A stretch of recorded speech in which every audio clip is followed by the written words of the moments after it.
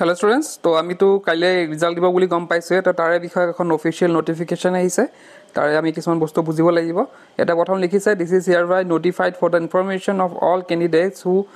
appeared in higher secondary final examination 2025 conducted by Assam State School Education Board Division 2 during the month of February March 2025 that their result will be declared through the result gazette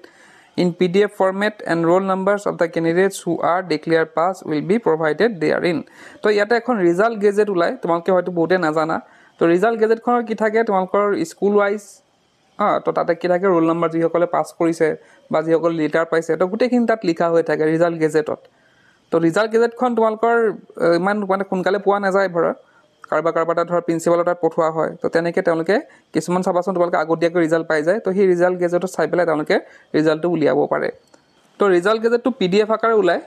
তো তোমালোকক মই যদি ধৰা result দিয়াৰ আগত পাই যাওঁ তেন্তে মই শ্বেয়াৰ কৰি দিম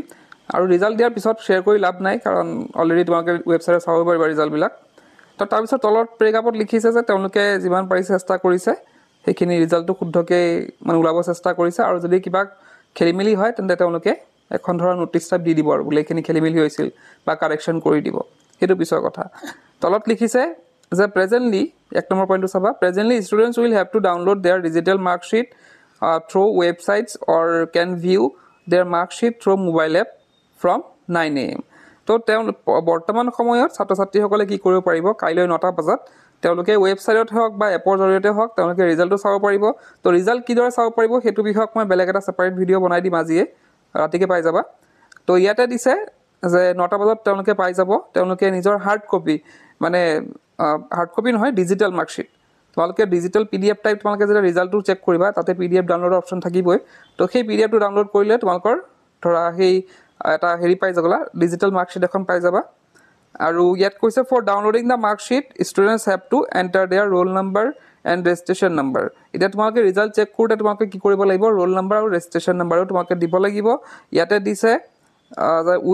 without year or registration in the space provided for example ইয়াতে চোৱা দিছে কেনেকৈ ভৰাব লাগিব এতিয়া ৰোল ইজ 0012 ধৰি লোৱা তোমালোকৰ ৰোলটো হৈছে 0012 আৰু নাম্বাৰ হৈছে 2001 and the registration number ধৰি লোৱা 123456 তো candidate will have to enter চোৱা এতিয়া কেনেকুৱা থাকিব ৰোল থাকিব ৰোলৰ যোনটো স্পেচ থাকিব তাত তোমালোকে ৰোলটো ভৰাব লাগিব নাম্বাৰত তোমালোকৰ নাম্বাৰটো ভৰাব লাগিব আৰু ৰেজিষ্ট্ৰেশ্যন নাম্বাৰত তোমালোকৰ যোনটো ৰেজিষ্ট্ৰেশ্যন নাম্বাৰ আছে তাত ইয়াৰ ভৰাব নালাগে জাষ্ট ৰেজিষ্ট্ৰেশ্যন নাম্বাৰ যোনটো আছে সেইটো ভৰালেই হ'ল তো এইখিনি দিয়াৰ পিছত তোমালোকে এপতে খোলা বা ৱেবছাইটত খোলা এইখিনি ইনফৰমেশ্যন দিলে তোমালোকৰ ৰিজাল্টটো আহি যাব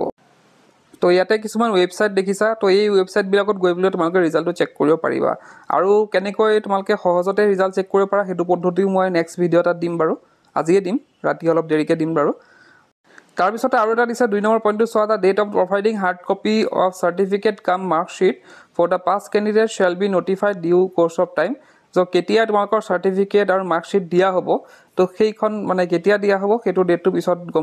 গম পাবা তোমালোকে hard copy of marksheet will not be provided to fail candidate and those who appeared under the certain subjects category তো যিসকল ছাত্ৰ ছাত্ৰীয়ে ফেইল কৰিব তেওঁলোকক মাৰ্কশ্বিট দিব নালাগে থুলমূলকৈ মই কৈ দিছোঁ আৰু তেওঁলোকে যদি মাৰ্কশ্বিটখন পাব বিচাৰে তেওঁলোকে কি কৰিব লাগিব এক্সট্ৰাকৈ এপ্লাই কৰিব লাগিব 3 নম্বৰ পইণ্টটো চোৱা candidate intending to get their rechecking answer script along with the obtaining scanned copy of answer script will have to apply through ASSEB Division 2 website তো ইয়াতে কি কৈছে যে তোমালোকে যদি ধৰা ৰিজাল্ট দিয়াৰ পিছত এনেকুৱা লাগিল যে মোৰ নম্বৰ কম আহিছে বা মই যোনখন বহীত লিখিছিলোঁ সেই বহীখন চাব বিচাৰোঁ তো তেনেকুৱা যদি কৰিব বিচাৰিছে তোমালোকে এপ্লাই কৰিব পাৰিবা আসাম হাই ছেকেণ্ডেৰী যোনটো ahsec.assam.gov.in তাত গৈ তোমালোকে এপ্লাই কৰিব পাৰিবা the portal will be open after 2 days of declaration of result of higher secondary final examination 2025 তো সেই যে ৰিচেকিঙৰ পৰ্টেলটো কি কৰিব দুদিনমান পিছতে খুলি দিব দুদিন পিছতে খুলি দিব ধৰা কাইলৈতো ৰিজাল্ট দিলে ধৰা কাইলৈ হ'ল 30 তাৰিখ হয়তো 2 তাৰিখ মানে হয়তো খুলি দিব বা 2 বা 3 তাৰিখে তেওঁলোকে ৱেবছাইটটো খুলি দিব তাত গৈ তোমালোকে ৰিচেকিঙৰ কাৰণে এপ্লাই কৰিব পাৰিবা তো এইখিনি আছিলে ৰিজাল্টৰ মূল কথাখিনি তো আজি ভিডিঅ'তে শেষ কৰিলোঁ কি পঢ়িম গেলান